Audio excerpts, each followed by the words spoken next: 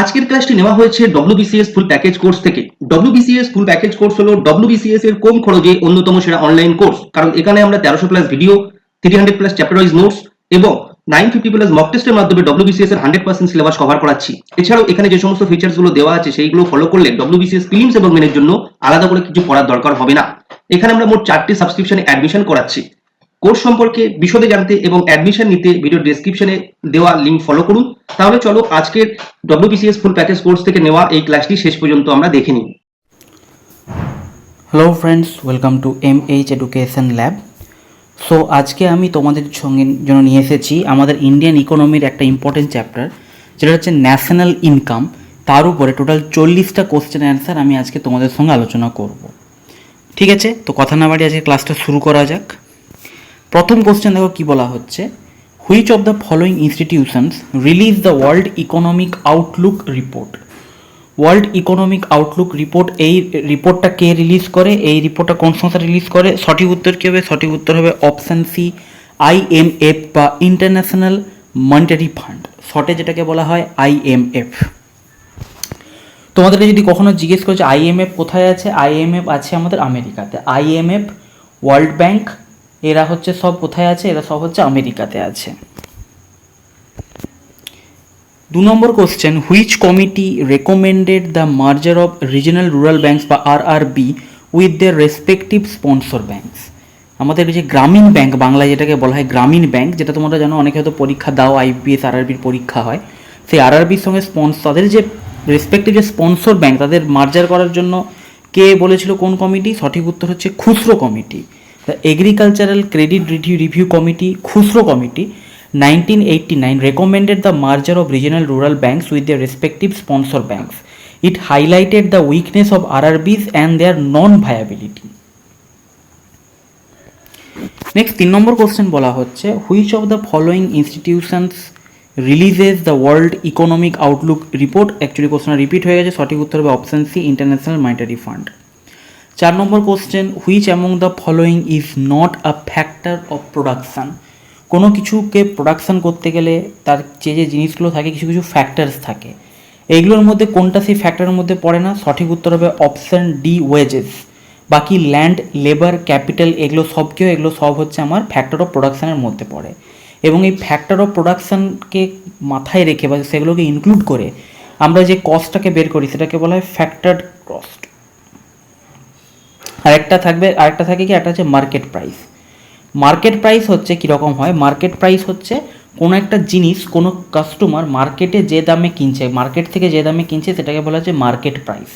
আর factor cost কি? Factor cost হচ্ছে এই সমস্ত প্রোডাকশান ফ্যাক্টরগুলোকে ইনক্লুড করে গভর্নমেন্টের বা কোনো সংস্থার, যে সংস্থা কোনো প্রোডাক্ট তৈরি করছে বা প্রডিউস করছে, তাদের সেই টোটাল প্রোডাকশানের কত খরচ হচ্ছে সেটাকে বলা হয় ফ্যাক্টর কস্ট। ঠিক আছে, ফ্যাক্টর কস্ট এবং মার্কেট প্রাইস এই দুটোর উপর ডিপেন্ড করে আমাদের কিন্তু জিডিপিও দুরকম থাকে, GDP at factor cost, GDP at market price. একই রকমভাবে থাকে NNP মানে net national product, NNP at factor cost, NNP at market price. NNP at factor কস্টকে আবার বলা হয়ে থাকে কি, NNP অ্যাট ফ্যাক্টর কস্ট, এটাকেই বলা হয়ে থাকে ন্যাশনাল ইনকাম। এই জিনিসটা মাথায় রাখবে।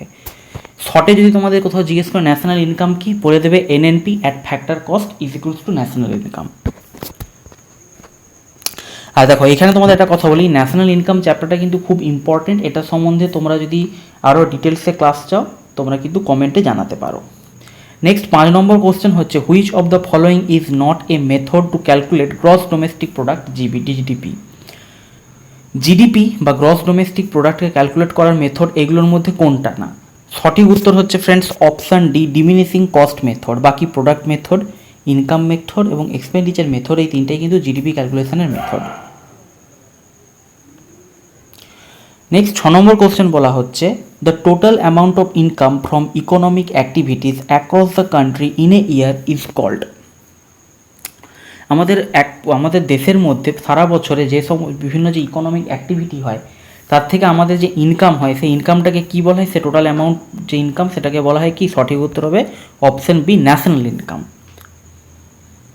এর মধ্যে হচ্ছে বিভিন্ন ধরনের ওয়েজ, ইন্টারেস্ট, রেন্ট, প্রফিট সমস্ত কিছু ইনক্লুডেড থাকে।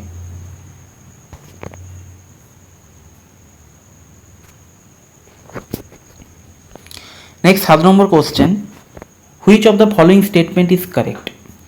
দেখো বলতে বলতে এসে গেছে জিডিপি এর ফ্যাক্টর কস্টের ব্যাপার এসে গেছে। তোমাদের এখানে মাথায় রাখতে হবে সঠিক উত্তর হচ্ছে কি, সঠিক উত্তর হবে আমাদের option A, GDP at factor cost is equals two net value addition plus depreciation. GDP at factor cost is a sum of net value addition by all producers within the country। মানে GDP বা gross domestic product কী বলতো, আমার দেশের বাউন্ডারির মধ্যে, সেটা দেশি company হোক বিদেশি কোম্পানি হোক, টোটাল যে প্রোডাকশান করছে বা যে সার্ভিস প্রোভাইড করছে সেই সমস্ত জিনিসটাকে কী হয়, সেই সমস্ত জিনিসটার সামেশানকে বলা হয় জিডিপি বা গ্রস ডোমেস্টিক প্রোডাক্ট। ঠিক আছে, জিডিপি বলা হয়ে থাকে। আর এখানে হচ্ছে জিডিপি আর জিএনপির মধ্যে পার্থক্য কী বলতো, জিএনপির মধ্যে যেটাকে বলা হয় গ্রস নেট প্রোডাক্ট, জিএনপির মধ্যে কি থাকে, জিএনপির মধ্যে হচ্ছে শুধু ইন্ডিয়ানরা কতটা প্রোডাকশন করছে সেটা আমি বের করবো। মানে জিএনপিতে কি হয়ে থাকে যে আমার ভারতে বসে ভারতীয়রা কত ইনকাম করছে প্লাস বিদেশে বসে ভারতীয়রা কত ইনকাম করছে সেটা আমি টোটাল অ্যাডিশন করব। আর মাইনাস করব কোনটা, মাইনাস করব হচ্ছে আমার ভারতে বসে বিদেশিরা যে টাকাটা ইনকাম করছে। কেননা কি, ভারতে বসে বিদেশিরা যে টাকাটা ইনকাম করছে সেই টাকাটা ইনকাম করতে সে তো তার দেশে পাঠাবে না, দেশের মানুষের কাছে পাঠাবে, সে তার রেসপেক্টিভ কান্ট্রিতে পাঠাবে। এক যেমনভাবে এনআরআই যারা থাকে, এনআরআই কি বাইরে বসে ইনকাম করছে কিন্তু সেই ইনকামটা সে আমাদের দেশে ভারতের কাছে পাঠাচ্ছে। তো সেইটা কি হয়, সেটা আমার জিএনপির মধ্যে ক্যালকুলেট হয় বা অ্যাড হয়। আর আমার ভারতে বসে বিদেশিরা যে টাকাটা ইনকাম করছে সেটা মাইনাস করে দিতে হয় জিএনপিতে, যেটাকে তোমরা পরে দেখতে পাবে, যেটাকে বলা হয়ে থাকে এনএফআইএ, এটাকে বলা হয় net factor income from abroad. আর জিডিপিতে কী হয়ে থাকে, জিডিপিতে হচ্ছে দেশের বাইরে আমার দেখা দরকার নেই, কারণ নামেই আছে গ্রস ডোমেস্টিক। ডোমেস্টিক মানে আমার টেরিটরির মধ্যে, ইন্ডিয়ান টেরিটরির মধ্যে, ইন্ডিয়ান টেরিটরির মধ্যে আমার টোটাল কত প্রোডাকশান হচ্ছে, সেটা আমার দেশের মানুষ করুক বা বিদেশি করুক, দেশি কোম্পানি করুক বিদেশি কোম্পানি করুক, আমার দেখার দরকার নেই। দেশের বাউন্ডারির মধ্যে যে যত প্রোডাকশন হচ্ছে সেটা টোটাল এটা সামেশান হচ্ছে আমার জিডিপি বা গ্রস ডোমেস্টিক প্রোডাক্ট। নেক্সট 8 নম্বর কোশ্চেন বলা হচ্ছে which of the following is correct for nominal GDP. আচ্ছা দেখো এখানেও একটা জিনিস খুব ইম্পর্ট্যান্ট আছে, সেটা হচ্ছে নমিনাল জিডিপি এবং রিয়েল জিডিপি। ঠিক আছে, নমিনাল এবং রিয়েল জিডিপির কনসেপ্টটাও কিন্তু ভালো করে একটু বুঝে নাও, এখান থেকে কিন্তু কোশ্চেন আসে। আর আমি এই জন্য বারবার করে বলছি যে এই জায়গাগুলো যদি তোমাদের অসুবিধা থাকে, তো মানে জিডিপি কি, জিএনপি কি, হোয়াট ইজ এনএনপি কি, ফ্যাক্টর কস্ট কি, মার্কেট প্রাইস কি, তারপর হচ্ছে আমাদের রিয়েল জিডিপি, নমিনাল জিডিপি, তো এই জিনিসগুলো যদি তোমাদের কোনো রকম কোনো প্রবলেম থাকে তোমরা কিন্তু অতি অবশ্যই আমাকে কমেন্ট সেকশানে বলবে, আমি পারলে এটার উপর একটা শর্ট ক্লাস নিয়ে নেবো। কারণ জিডিপি, জিএনপি এই জিনিসগুলো কিন্তু তোমাদের মাথায় রাখা বা জিনিসগুলো সম্বন্ধে জানা খুব দরকার। এগুলো হচ্ছে ওয়ান টাইপ অফ ইকোনমিক্সের বেসিক। ঠিক আছে, তুমি ইকোনমিক পড়তে এসছো কিন্তু জিডিপি, জিএনপি, এনএনপি কী জিনিস তোমরা জানো না, what is factor cost, what is market price, national income বলতে কি, NFIA, net factor income from abroad, এই জিনিসগুলো হচ্ছে বেসিক। এবং আমার মনে হয় তোমাদের অনেকেই আছে যাদের এই জিডিপি ফিডিপিতে কনফিউশন হয়, তো সেটা যদি তোমাদের যদি প্রবলেম হয় তোমরা কমেন্ট সেকশানে আমাকে লিখে জানাবে, আমি এটার উপর একটা ক্লাস নিয়ে নেব। আর যারা আমাদের পেড কোর্সে আছো তাদের তো কোনো ব্যাপার নেই, তারা ন্যাশনাল ইনকাম যে চ্যাপ্টারটা আছে আমাদের ইকোনমিক্সের 3rd চ্যাপ্টার, সেখানে তোমরা এগুলো সব পেয়ে যাবে, এগুলো সব তোমাদেরকে পড়ানো আছে, তাদের জন্য এটা প্র্যাকটিস হচ্ছে, তারা এখান থেকে পড়ে নিতে প্র্যাকটিস করতে পারবে। তো ওখানে তাদেরকে কিন্তু খুব ডিটেলসে জিনিসগুলো খুব ভালো করে উইথ নিউমেরিক্যাল এক্সাম্পল দিয়ে আমি জিনিসগুলো বুঝিয়ে যাতে তোমাদের সুবিধা হয় বুঝতে। 8 নম্বর কোশ্চেন হচ্ছে কি বলা হচ্ছে which of the following is correct about nominal GDP. Nominal GDP সম্বন্ধে কোনটা কারেক্ট, সঠিক উত্তর হচ্ছে অপশন সি, অনলি ওয়ান অপশানটা কি আছে, nominal GDP is calculated based on current prices. হ্যাঁ, নমিনাল জিডিপি হচ্ছে কারেন্ট প্রাইস, মানে 2019-এর যদি আমি ইনকামটাকে ক্যালকুলেট করি তো সেখানে বেস হিসেবে আমাকে 2019-এরই যে প্রাইস ট্যাগ লেভেলটা চলছে সেটাকেই আমাকে ধরতে হবে। আর রিয়েল জিডিপির ক্ষেত্রে কি হয়, রিয়েল জিডিপির ক্ষেত্রে হচ্ছে আমার যে বেস ইয়ার থাকে, যেমন বর্তমানে বেস ইয়ার হচ্ছে আমাদের ইন্ডিয়ান ইকোনমিতে 2011-12, সেই বেস ইয়ারের যে প্রাইস লেভেল ছিল তার সাপেক্ষে আমার কতটা প্রোডাকশান হচ্ছে বা কতটা ইনকাম হচ্ছে সেটাকে আমি ক্যালকুলেট করে দেখব, সেটাকে বলা হয় রিয়েল জিডিপি। আর কারেন্ট যে প্রাইস লেভেল তার উপর নির্ভর করে যদি যেটা বের করা হয় সেটাকে বলা হয় নমিনাল জিডিপি। সেটা এখানে বলাই হয়েছে, দেখো nominal GDP is calculated on the basis of current prices while real GDP is calculated on the base of base year prices and its data are more reliable on accurate as compared to nominal GDP. Nominal GDP তো না, real GDP সবসময় মোর accurate data দেয়। আমার economic growth কত হচ্ছে সেটা যদি আমাকে প্রপারলি বুঝতে হয়, সেক্ষেত্রে আমাকে রিয়েল জিডিপির দিকে তাকাতে হবে, নাকি নমিনাল জিডিপি। আরেকটা জিনিস তোমাদের মাথায় রাখতে হবে, সেটা হচ্ছে নমিনাল জিডিপি এবং রিয়েল জিডিপি, এই দুটোর মধ্যে পার্থক্যটা কী হয়? এই দুটোর মধ্যে পার্থক্য হচ্ছে ইনফ্লেশন।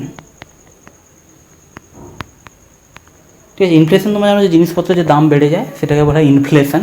তো সেই রিয়েল জিডিপি এবং নমিনাল জিডিপির মধ্যে পার্থক্য হচ্ছে ইনফ্লেশন। নেক্সট 9 নম্বর কোশ্চেন বলা হচ্ছে, what is the size of India's economy at present on a nominal GDP basis.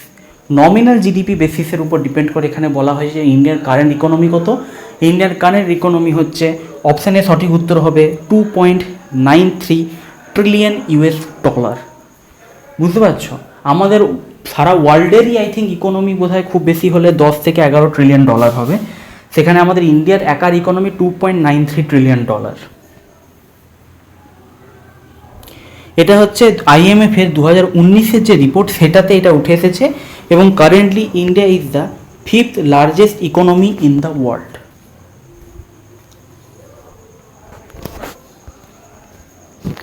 দশ নম্বর কোশ্চেন হচ্ছে, which sector contributes the most income to India's economy.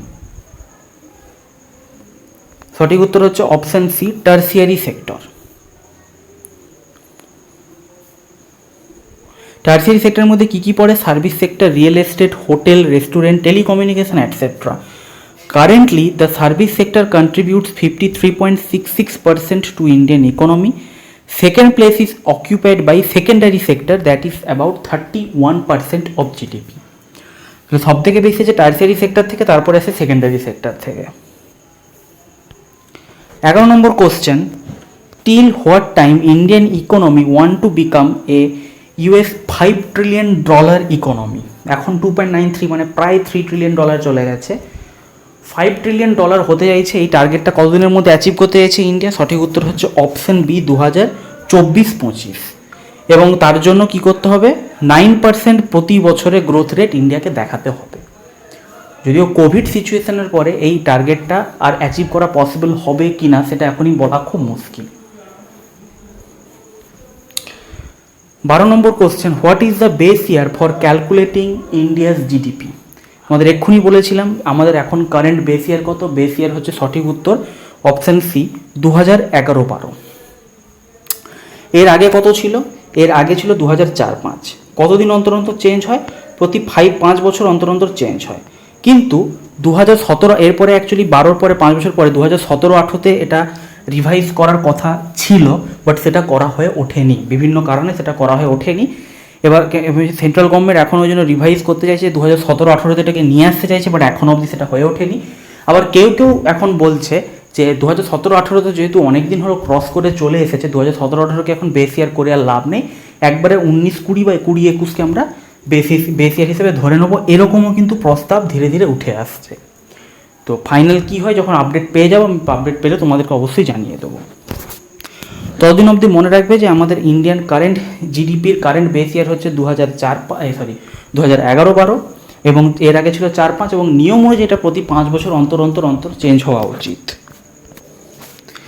Next 13 number question, who release the data of national income in India. আমাদের national income total কত, সেই ডেটাটা প্রকাশ করে কে? Data শুধু প্রকাশ করা নয়, এরা মেনলি ক্যালকুলেশনও করে এরা, সেটা হচ্ছে সঠিক উত্তর option B, central statistics office. কি? Central statistics office, CSO, which comes under the ministry of statistics and programme implementation, MoSPI.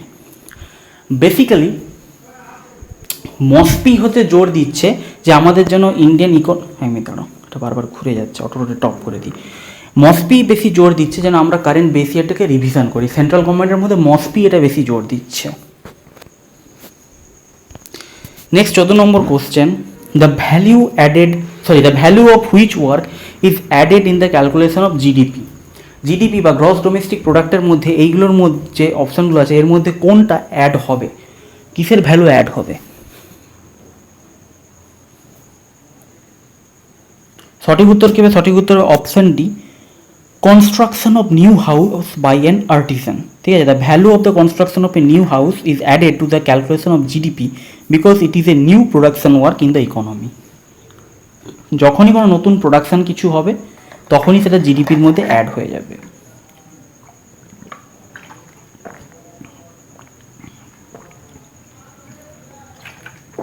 বাকি দেখো, হাউসওয়াইফরা যে কাজ করছে ঘরের, সেটাতে কোনো নতুন কিছু প্রোডাকশন হচ্ছে না। টিচার যখন নিজের ছাত্রকে পড়াচ্ছে সেখানে নতুন কোনো প্রোডাকশন হচ্ছে না। এখানে যদি এমনি বলতো টিচার স্কুলে গিয়ে পড়াচ্ছে, সেখানে কিছু নতুন এডুকেশনাল প্রোডাকশন আমরা পাচ্ছি, স্টুডেন্ট এডুকেটেড হয়ে বেরোচ্ছে, সেটা জিডিপিতে কন্ট্রিবিউট করতো, কিন্তু নিজের ছেলেকে পড়াচ্ছে তাই সেটা অ্যাড হচ্ছে না। And the value of resale of old share, আগের একটা শেয়ার ছিল সেটাকে নতুন করে রিসেল করা হচ্ছে, নতুন প্রোডাক্ট কিছু বেরিয়ে আসছে না। জিডিপিতে আমার ভ্যালুটা অতটা ম্যাটার করে না, আমাকে প্রোডাক্ট দেখতে হবে, কারণ নাম হচ্ছে গ্রস ডোমেস্টিক প্রোডাক্ট। আমি কত বেশি ইউনিট প্রোডাকশান করছি, আমার প্রোডাকশান কত বাড়ছে, সেটার উপর আমার জিডিপি ডিপেন্ড করবে। নেক্সট 15 নম্বর question, what is the aggregate of gross balances of primary income of all residents resident institutional unit known as? সঠিক উত্তর কী হবে? সঠিক উত্তর হবে option B, gross national product বা GNP. Gross national product gross national income, option B না, এটা অপশান সি হবে, sorry, gross national income, option two ভুল আছে। Gross national income is the aggregate value of the gross balance of the primary income of all resident institutional unit. সঠিক উত্তর হবে option C, not be, এখানে একটু ভুল আছে। Next 16 number question, which one of the following are the part of gross national product বা GMP? জিএনপির পার্টের মধ্যে কোনগুলো পড়ে? জিএনপি পার্টের মধ্যে পড়ে অপশান ডি সবগুলোই। ইম্পোর্ট, এক্সপোর্ট এবং money earn by resident abroad সবই জিএনপির মধ্যে পড়ে। আমি তোমাদের একটু আগেই বলছিলাম যে জিএনপিতে আমরা আমাদের বিদেশে যে ভারতীয়রা ইনকাম করছে সেটাও আমার জিএনপির মধ্যে ক্যালকুলেট হবে, জিডিপির মধ্যে ক্যালকুলেট হবে না, বাট জিএনপির মধ্যে ক্যালকুলেট হবে। Gross national product is the value of all finished goods and services owned by country's resident over a period of time. আমাদের কান্ট্রিজ রেসিডেন্ট মানে ভারতীয়দের দ্বারা বা যে কোনো দেশের যে রেসিডেন্ট তাদের দ্বারা যে প্রোডাকশানটা হচ্ছে, সেটা সে দেশে থেকে করুক বা বিদেশে থেকে করুক, সবই আমার জিএনপির মধ্যে ঢুকবে।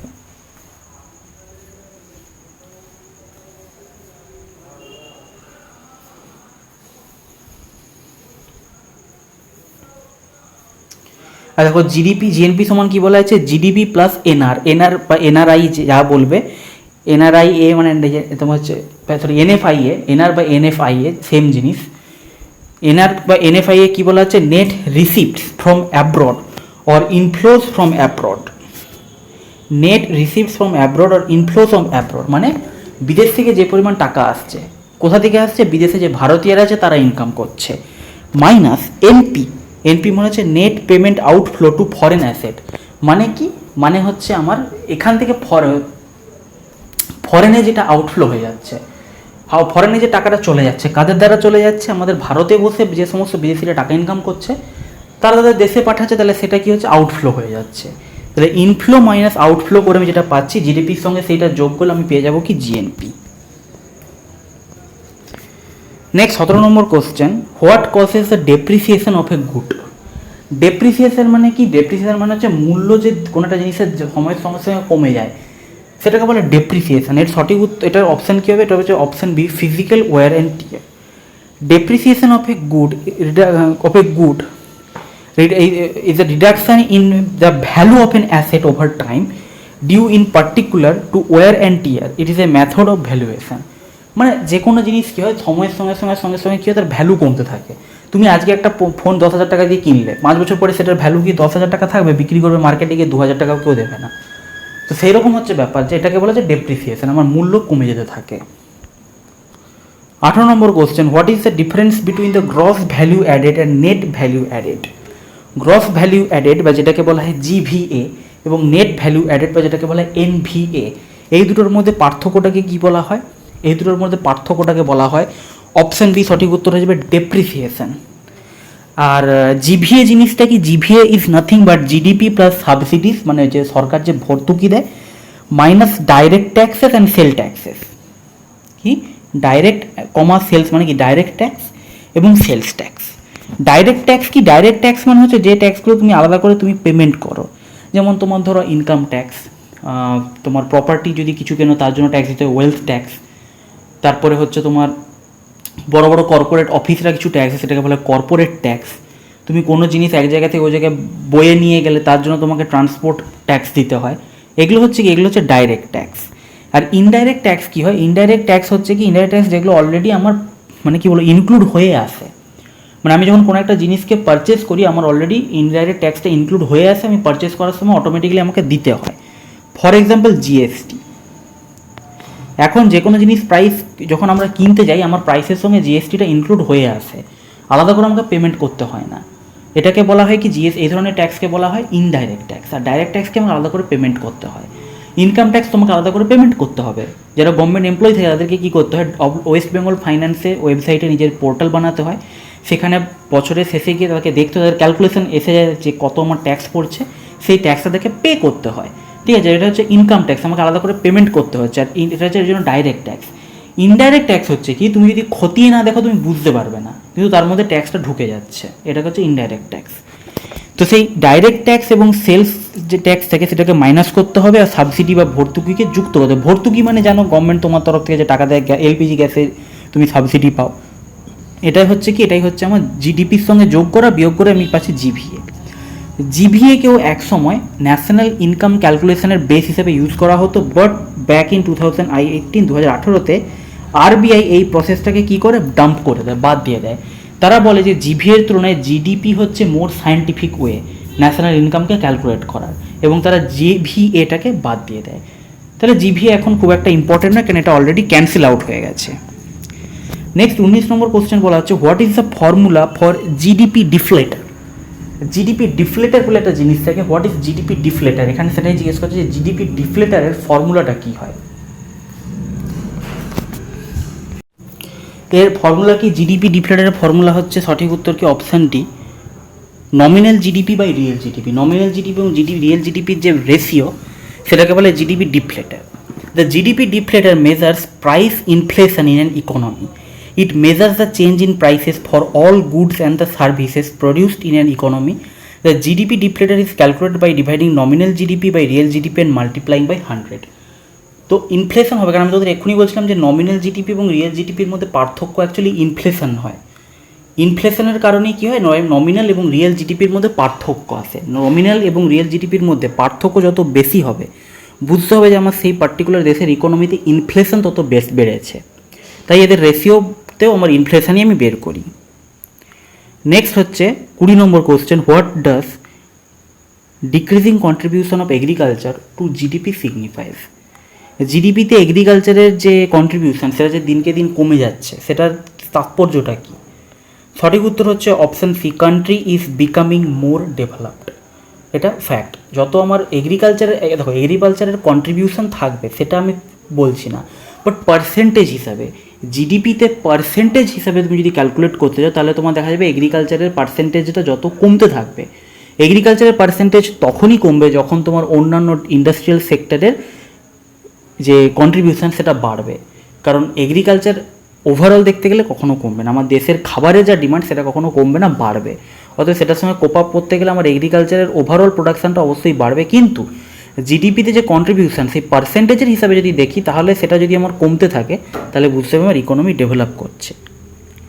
The movement from an agrarian based economy to the manufactured and service based economy shows that a country is moving from a less developed phase to a developing and developed phase. 21 number question, the new GDP series calculates GDP based on which price? নতুন GDP যে আমাদের series আছে সেটা কোন প্রাইসের উপর depend করে GDP calculate করে? সঠিক উত্তর হচ্ছে অপশানে মার্কেট প্রাইস। তোমাদের আমি একটু আগে বলেছিলাম মার্কেট প্রাইস কি, মোদ্দা কথা তুমি মার্কেটে কোনো একটা জিনিস যে দামে কেনো সেটা হচ্ছে market price. New GDP series হচ্ছে কি 2011-12, মানে আমাদের যে এখন যে বেস ইয়ার চলছে, change of base year 2005 to 2011-12, change in GDP calculation to use market prices rather than factor cost না করে মার্কেট প্রাইসের উপর ডিপেন্ড করে জিডিপিকে এখন ক্যালকুলেট করা হচ্ছে। কারণ বলা হচ্ছে যে আমার অ্যাকচুয়ালি সাধারণ মানুষ যে দামে আমার জিনিসটা কিনবে, তাকে সে যে দামে জিনিসটা আমি মানে তাকে কিনতে হচ্ছে, সেটাই আমার অ্যাকচুয়াল হচ্ছে ইকোনমিক গ্রোথ বা জিডিপিটাকে শো করে। adopted the international practice of valuing industry wise estimates as gross value added at basic prices. ওকে, তো এইখানে কিছু লেখা আছে, এগুলো তোমরা দেখে নিও। 22 নম্বর question, real national income increases in which of the following circumstances. Real national income increase হবে কোন পরিস্থিতিতে?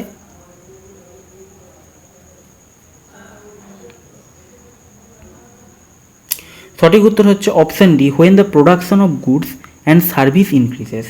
রিয়েল ন্যাশনাল ইনকাম মানে তোমরা কিন্তু কিছুটা রিয়েল জিডিপির ইকুইভ্যালেন্ট বলতে পারো, ঠিক আছে, রিয়েল জিডিপির ইকুইভ্যালেন্ট বলতে পারো। রিয়েল জিডিপি মানে যেটা হচ্ছে তোমার এর উপর ডিপেন্ড করবে, বেস ইয়ারের যে বেস ইয়ারটাকে আমরা যখন হচ্ছে করবো, বেস ইয়ারের সাপেক্ষে ক্যালকুলেট করবো, তখন সেটাকে আমরা বলি রিয়েল জিডিপি, এবং তার ইকুইভ্যালেন্ট বলতে পারো রিয়েল ন্যাশনাল ইনকাম। তো সবসময় মনে রাখবে রিয়েল ন্যাশনাল ইনকাম তখনই বৃদ্ধি পাবে যখন আমার অ্যাকচুয়ালি প্রোডাকশানটা ইনক্রিজ হচ্ছে। আর নমিনাল জিডিপি বা নমিনাল ন্যাশনাল ইনকাম আমার কখন ইনক্রিজ হবে? যখন ইনফ্লেশন ইনক্রিজ হচ্ছে। মানে কি, আমার দেখা গেলো প্রোডাকশান আমার খুব একটা ভালো না, আমি আগেও সাপোজ আমি বলছি আমি আগেও হচ্ছে 100টা ফোন আমার দেশে তৈরি হচ্ছিলো, এখনও 100টা ফোনই দেশে তৈরি হচ্ছে, কিন্তু আমার কি হয়েছে, দেখা যাচ্ছে কি আমার ফোনের দাম বেড়ে গেছে। আইফোনের যেমন প্রতিটা মডেল বেরোনোর সঙ্গে সঙ্গে দাম বাড়ে, সেরকম কি হয়েছে কি আমার ফোনের দাম বেড়ে গেছে। দাম বেড়ে যাওয়ার জন্য আমি ওভারঅল দেখছি কি আমার ইনকাম বেশি হচ্ছে, কিন্তু আমার প্রোডাকশান সেম।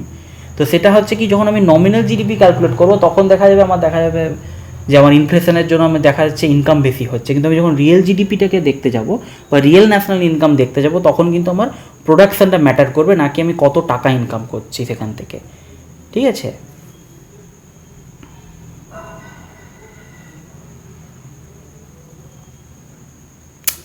আরও হচ্ছে তোমার খুব মানে কি বলবো, খুব একটা সহজ ইনকাম এক্সাম্পল তোমরা যদি বলো, সেটা হচ্ছে কি যে যত দিন যাচ্ছে দেখবে আমাদের যে কোনো মুভির কী হচ্ছে, কালেকশান ইনক্রিজ হচ্ছে। তার মানে কি সবসময় সেই মুভিটা বেশি টিকিট সেল করছে বা বেশি হিট করছে, বেশি শো পাচ্ছে, তা নয়। যত দিন যাচ্ছে আমার সিনেমার টিকিটের দাম বেড়ে যাচ্ছে, যেহেতু যত দিন যাচ্ছে সিনেমার টিকিটের দাম বেড়ে যাচ্ছে, তাই আমার কি হচ্ছে ওভারঅল ইনকামটা বেশি হচ্ছে। কিন্তু তার মানে কিন্তু এই নয় যে সে বেশি পরিমাণ টিকিট বিক্রি, সবসময় কিন্তু এমন কোনো ব্যাপার নেই যে বেশি টিকিট বিক্রি করছে বা বেশি লোক হলে গিয়ে সিনেমাটা দেখছে, তার কোনো মানে নেই। যত দিন যাচ্ছে আজ থেকে 5 বছর আগে সিনেমার টিকিটের যে দাম ছিল, এখন মাল্টিপ্লেক্স এসে গিয়ে সিনেমার টিকিটের দাম অনেক বেড়ে গেছে। তো সেই জন্য আমার টিকিটেরই যদি দাম বেড়ে যায় তখন আমার অটোমেটিক্যালি কী হচ্ছে, ইনকামটা বেড়ে যাচ্ছে। সেম সংখ্যক লোক যদি আমার দেখে, সিনেমা দেখে, তো সেই রকম হচ্ছে কিছুটা ব্যাপারটা। ঠিক আছে, আজকে সাপোজ আমি বলছি আজকে 10 বছর আগে শাহরুখ খান একটা সিনেমা করছিল, সেখানে তার হয়তো 5,000 টিকিট বিক্রি হচ্ছে। আজ 10 বছর পরে শাহরুখ খান অবভিয়াসলি তার মানে আজকে 10 বছর পরে যদি দেখা যায় যে শাহরুখ খান একটা সিনেমা রিলিজ করছে, সেখানেও দেখা যাচ্ছে তার কি হচ্ছে 5,000 টিকিটই বিক্রি হচ্ছে। কিন্তু আগে দেখা যাচ্ছিল যেখানে আমার একটা টিকিটের দাম ছিল মাত্র 10 টাকা, সেখান থেকে সে 50,000 টাকা সিনেমাটা ইনকাম করছিল। এখন আজকে 10 বছর পরে সেই টিকিটের দামটা বেড়ে গেছে, সাপোজ হয়ে গেছে হয়তো 20 টাকা। তাহলে সেখানে কি সেম পরিমাণ টিকিট বিক্রি করো, সে কী করছে 1 লাখ ইনকাম করছে। তাহলে ওভারঅল আমি যদি দেখতে যাই দেখা যাবে কি যে শাহরুখ খানের সিনেমার ইনকাম বেড়েছে। কিন্তু আমি যদি বলি যে আরে শাহরুখ খান আজকে 10 বছর আগেও যে সিনেমা করতো সেখানেও 5,000 টিকিট বিক্রি হচ্ছে, আজকে 10 বছর পরে যে সিনেমা করছে সেখানেও 5,000ই টিকিট বিক্রি হচ্ছে, তাহলে আমি কি বলতে পারি যে শাহরুখ খান তার কেরিয়ারে অতটা গ্রো করতে পারেনি। সে আগে যেরকম হিট ছিল এখনও সেরকমই পপুলার আছে, কারণ নাম্বার অফ টিকিট আমার একই আছে। তো কিছুটা এইরকমভাবে তোমরা এক্সাম্পল দিয়ে বলতে পারো। হ্যাঁ, এখানে এইগুলো মানে এখানে একটা আইডিয়াল সিচুয়েশন ধরে না। আর কেউ বলে স্যার এখন ওটিটি প্ল্যাটফর্ম এসে গেছে, এখন ইন্টারনেটের যুগ এসে গেছে, সিনেমার লোকে হলে গিয়ে দেখে না, ওগুলো বাদ দাও, আমি একটা আইডিয়াল কন্ডিশন তোমাদের এক্সাম্পল দিয়ে বোঝানোর জন্য বলছি। ঠিক আছে, তো এরকমই হচ্ছে ব্যাপার যে রিয়েল ন্যাশনাল ইনকাম এবং নমিনাল ন্যাশনাল ইনকামের ব্যাপারটা কিছুটা এরকমই হয়। এখানে দেখো বলা আছে as the calculation of national income is the total value of all goods and services in an economy, the real increase happen when the output production increase. শুধুমাত্র প্রোডাকশানটা যখন ইনক্রিজ হবে তখনই আমি রিয়েল বলতে পারবো যে আমার হচ্ছে ইকোনমিক গ্রোথ হচ্ছে, ন্যাশনাল বেড়েছে। The rate change won't effect because while calculating real national income we take into account the prices of base year, so even the inflation effect is also remove. আমি এখানে সবসময় কী করবো যে base ইয়ারের সাপেক্ষে আমি দেখবো বেস ইয়ারের যে মানে ওখানে যখন ইনকামটা মানে অ্যাকচুয়ালি কী হয়, যখন রিয়েল ন্যাশনাল ইনকামটা ক্যালকুলেট করা হয় তখন কী হয়, সবসময় আমার যে নাম্বার অফ ইউনিট প্রোডাকশান হচ্ছে, number of unit number of unit যেটা আমার প্রোডাকশন হচ্ছে সেটাকে আমি কী দিয়ে মাল্টিপ্লাই করবো, আমার বেস প্রাইস মানে 2011-12 সালে কোনো একটা জিনিসের যা দাম ছিল সেই প্রাইসটা দিয়ে আমি সবসময় সেটাকে ক্যালকুলেট করব। ঠিক আছে, আমি তোমাদের এতক্ষণ ধরে যে জিনিসটা বললাম যে সাপোজ ধরো আজকে 10 বছর আগে শাহরুখ খান 5,000 টিকিট বিক্রি করেছিল, তখন তার দাম ছিল 10 টাকা করে একটা টিকিটের দাম। এবার আমি যখন হচ্ছে তার রিয়েল এটা বের করতে যাবো, রিয়েল ইনকামটা বের করতে চাইবো, তখন আমি কি দেখবো যে আমার কতগুলো সে টিকিট বিক্রি করেছে। আমি সাপোজ বললাম এক্স পরিমাণ টিকিট বিক্রি করেছে এবং সেটাকে আমি কী করবো 10 দিয়েই গুণ করব। বর্তমানে হয়তো টিকিটের দামটা আমার 20 টাকা হয়ে গেছে পার পিস, কিন্তু সেটা আমি 20 টাকা দিয়ে কখন গুণ করব, যখন আমি নমিনাল ইনকামটাকে ক্যালকুলেট করব। কিন্তু যখন আমাকে রিয়েল ইনকাম ক্যালকুলেট করতে হচ্ছে, তখন আমি নাম্বার অফ ইউনিটের যে আমার প্রোডাকশানটা হচ্ছে সেটাকে আমি কী করবো, সেটাকে আমি বেস ইয়ারের যে প্রাইস ছিল সেই বেস ইয়ারের প্রাইসটা দিয়েই আমি কী করব, গুণ করব।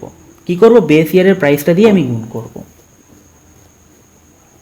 ঠিক আছে, বুঝতে পারলে নমিনাল ইনকাম আর রিয়েল ইনকামের মধ্যে পার্থক্য কী। বেসিক্যালি আমাদের এই নমিনাল এবং রিয়েল জিডিপি বা রিয়েল ন্যাশনাল ইনকাম, এই কনসেপ্টটাই নিয়ে আসা হয়েছিল, বা বেস ইয়ারের সাপেক্ষে ক্যালকুলেট করতে হবে সেই কনসেপ্টটাই নিয়ে আসা হয়েছিল কিসের সাপেক্ষে, সেই কনসেপ্টটাই নিয়ে আসা হয়েছিল ইনফ্লেশনের এফেক্টটাকে নিউট্রালাইজ করার জন্য। ইনফ্লেশনের বা মুদ্রাস্ফীতির এফেক্টটাকে নিউট্রালাইজ করার জন্য এটাকে নিয়ে আসা হয়েছিল। 23 নম্বর কোশ্চেন হচ্ছে, what does a good with positive externalities known as. Positive externalities known as কি, সেটা সঠিক উত্তর হচ্ছে merit good. Merit goods are the goods that are provided generally by the government to certain sections of society. Unlike in case of pure public goods, merit goods are not provided to entire society, rather they are given to certain targeted people. They have positive externalities, example হচ্ছে health, education, etc.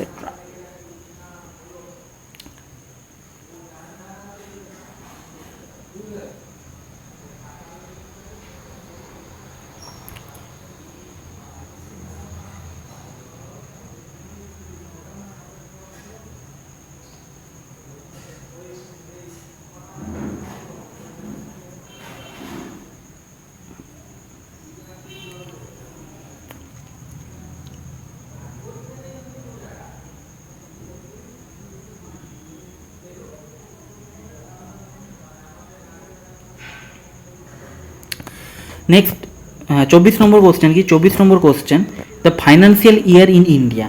ইন্ডিয়াতে financial ইয়ারটা কবে থেকে কবে calculate করা হয়? সঠিক উত্তর হচ্ছে অপশান এ, এপ্রিল 1 থেকে মার্চ 31। ঠিক আছে, ব্যাংকের যে পিপিএফ এর ক্যালকুলেশন হয় না, পিপিএফ পাবলিক প্রভিডেন্ট ফান্ড, যেখানে পার ইয়ার 1.5 লাখের বেশি তোমরা টাকা ফেলতে পারো না, সেটা কি হয়, সেটার হিসাবটা হচ্ছে এপ্রিল 1 থেকে মার্চ 31। এটা হচ্ছে ফাইন্যান্সিয়াল ইয়ারের calculation. 25 number question, consider the following statements and identify the right one. এই যে স্টেটমেন্টগুলো আছে এর মধ্যে সঠিক কোনটা সেটা তোমাকে বেছে বার করতে হবে। Consider the following statements and identify the right ones.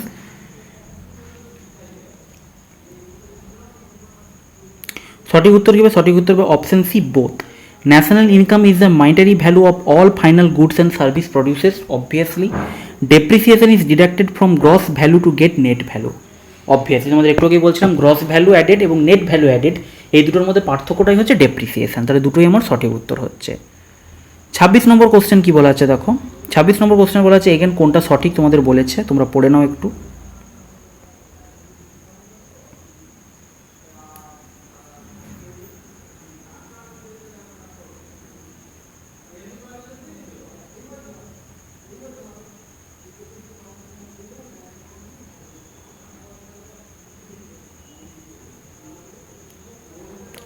সঠিক উত্তর হবে অপশান এ।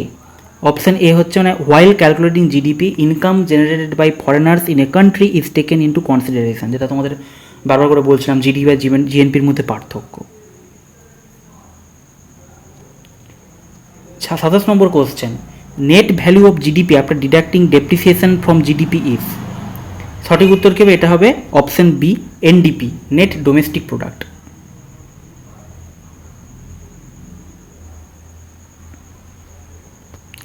28 নম্বর কোশ্চেন, এগেন তোমাকে দেখতে হবে যে কোনটা সঠিক বলা হয়েছে জিএনপি সম্বন্ধে। দেখো এটাও আমি তোমাদের অলরেডি আলোচনা করে দিয়েছি জিডিপি এবং জিএনপির পার্থক্য বোঝানোর সময়। জিএনপি যখন ক্যালকুলেট করা হয় কোনটাকে কনসিডার করি আর কোনটাকে আমরা বাদ দিই, সঠিক উত্তর কী হবে? Option B, while calculating GNP income generated by nationals of a country outside the country is taken into account, যেটা জিডিপির ক্ষেত্রে বাদ দেওয়া হয় কিন্তু জিএনপির ক্ষেত্রে কনসিডার করা হয়। অপশন বি এখানে সঠিক উত্তর হচ্ছে। 29 নম্বর question, when depreciation is deducted from GNP, GDP থেকে বাদ দিলে সেটাকে আমরা কি বলছিলাম? এনডিপি। তাহলে জিএনপি থেকে বাদ দিলে কি বলবো? NNP, net national product, NNP. যে কোনো গ্রস এবং নেট, সেটা ডোমেস্টিক প্রোডাক্ট হোক, ন্যাশনাল প্রোডাক্ট হোক বা ভ্যালু অ্যাডেড হোক, যে কোনো গ্রস থেকে নেট বাদ দিলেই সবসময় কী আসবে? ডেপ্রিসিয়েশন আসবে। এটা মনে রাখবে, ঠিক আছে? যে কোনো গ্রস থেকে নেট বাদ দিলে আমরা কী পাবো সবসময়? ডেপ্রিসিয়েশন।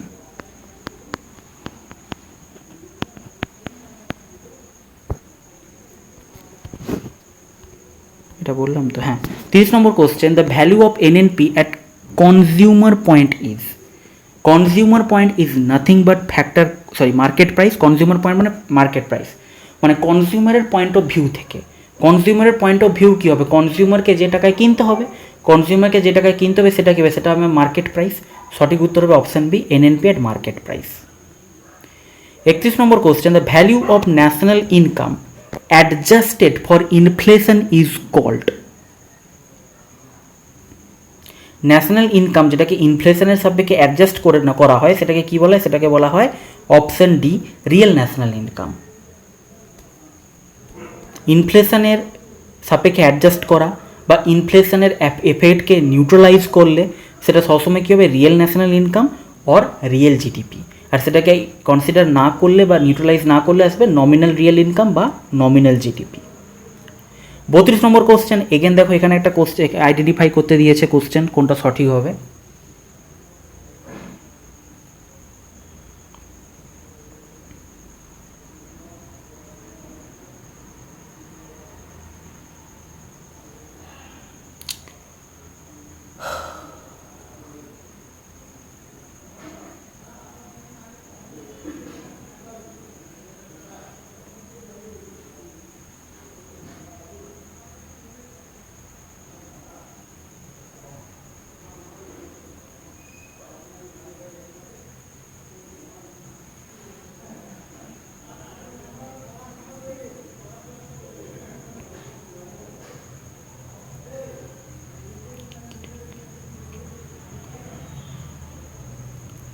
এখানে সঠিক উত্তর কী হবে? Option C.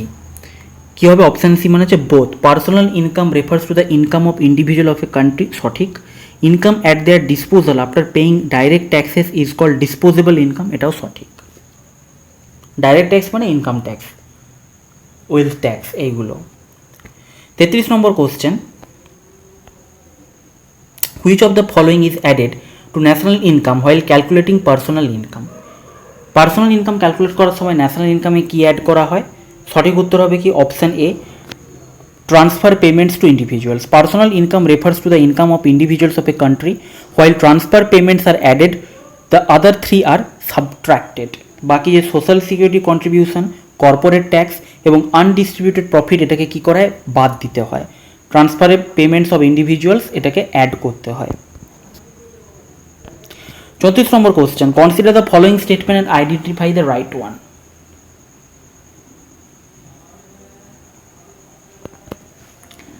সঠিক উত্তর হচ্ছে অপশান এ, অনলি এ হচ্ছে সঠিক উত্তর। CSO is the premier statistical institution for collecting the data in India.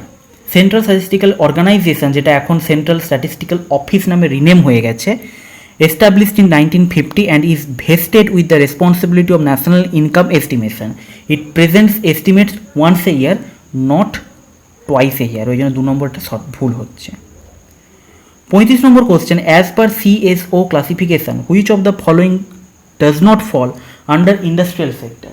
এগুলোর মধ্যে ইন্ডাস্ট্রিয়াল সেক্টরের মধ্যে কোনটা পড়ছে না সিএসও ক্লাসিফিকেশন অনুযায়ী? সঠিক উত্তর কী হবে? সঠিক উত্তর হবে অপশান সি, ফিশারি। ফিশারি কিসের মধ্যে পড়ছে? এগ্রিকালচার সেক্টরের মধ্যে পড়ে যাচ্ছে। Next 36 number question, as per CSO classification which of the following does not fall under finance and real estate category. Finance এবং রিয়েল এস্টেট ক্যাটাগরির আন্ডারে পড়ে না কোনটা সিএসও ক্লাসিফিকেশন অনুযায়ী? সঠিক উত্তর হবে অপশান বি, কনস্ট্রাকশন।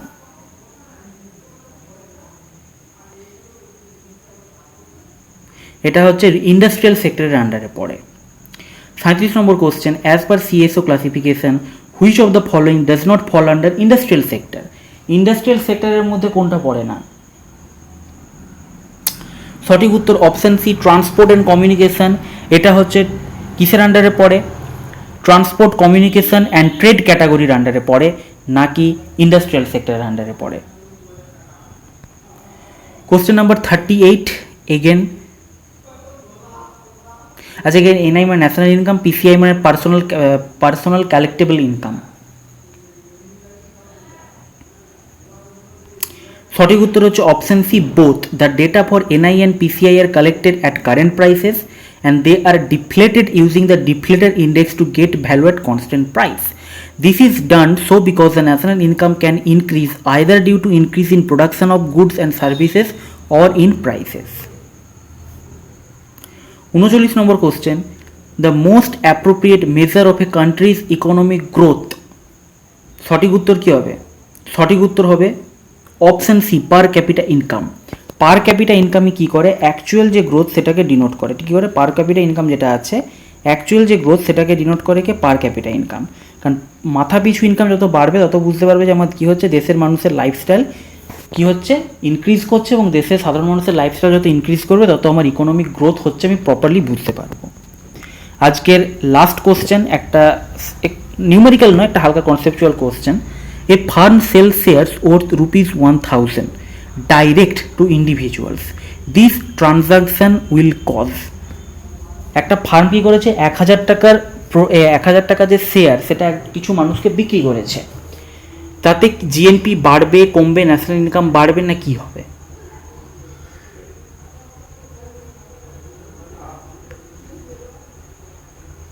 সঠিক উত্তর এখানে কি হবে?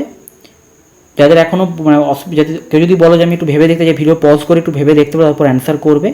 সঠিক উত্তর হবে option D, no impact on gross national product. কেন? আমি বারবার করে বলেছি যে গ্রস ন্যাশনাল প্রোডাক্ট বা গ্রস ডোমেস্টিক প্রোডাক্ট এখানে আমার তখনই হবে, ইনক্রিজ হবে বা এফেক্ট পড়বে যখন অ্যাকচুয়ালি কোনো প্রোডাকশান আউটপুট হচ্ছে বা কোনো আউটপুট হিসেবে কোনো প্রোডাক্ট বেরিয়ে আসছে। একজন মানে এখানে কি হলো, আমার যে শেয়ারটা ছিল, শেয়ারের নাম্বার আমার ইনক্রিজ হয়নি, বা শেয়ার আমি নতুন কোনো শেয়ার প্রডিউস করিনি। একটা শেয়ারকে কী করা হয়েছে, একটা কোম্পানি কিছু পাবলিকে বিক্রি করে দিয়েছে, হাত বদল হয়ে গেছে, এতে আমার প্রোডাকশানের কোনো ইনক্রিজ হয়নি, তাই জিএনপি বা গ্রস ন্যাশনাল প্রোডাক্টের কোনো ইনক্রিজ হবে না, ইম্প্যাক্ট পড়বে না। A firm sell shares worth 1000 direct to individuals, this transaction will cause no impact on gross national product as GNP measures the output generated by a country's enterprises whether physically located domestically or abroad, but here no output is generated. এখানে কোনো output generate হচ্ছে না, আমি কি বললাম, শুধু হাত বদল হচ্ছে। আমার যে শেয়ারটা ছিল সেটা শুধু হাত বদল হচ্ছে, কোনো প্রোডাকশান কিছু হচ্ছে না, কোনো আউটপুট আমার বেরিয়ে আসছে না। তাই এটা আমার সবসময় কী হবে, এখানে আমার কোনো জিএনপিতে ইম্প্যাক্ট পড়বে না। তো এই ছিল আজকের কোশ্চেন অ্যান্সার। ন্যাশনাল ইনকামের উপরে 40টা ইম্পর্টেন্ট কোশ্চেন আমি আলোচনা করলাম। যতটা সম্ভব দেখো আমি এখানে কনসেপ্টটাকে ক্লিয়ার করার চেষ্টা করেছি, কোশ্চেনগুলো আমি আলোচনা করেছি ঠিকঠাক করে ডিটেলসে। যদি ভালো লেগে থাকে অবশ্যই ভিডিওটাকে একটা লাইক করো, বন্ধুদের সঙ্গে শেয়ার করো, এবং এমএইচ এডুকেশন ল্যাব চ্যানেলটাকে সাবস্ক্রাইব করে বেল আইকনটা প্রেস করে দাও, যাতে এই চ্যানেলের ভিডিওগুলো তোমরা আপলোড যেগুলো হচ্ছে নিয়মিতভাবে তোমরা নোটিফিকেশান পেয়ে থাকো। আজকে এখানেই শেষ করলাম। Thank you, have a nice day and all the best for all of your upcoming exams. Thank you.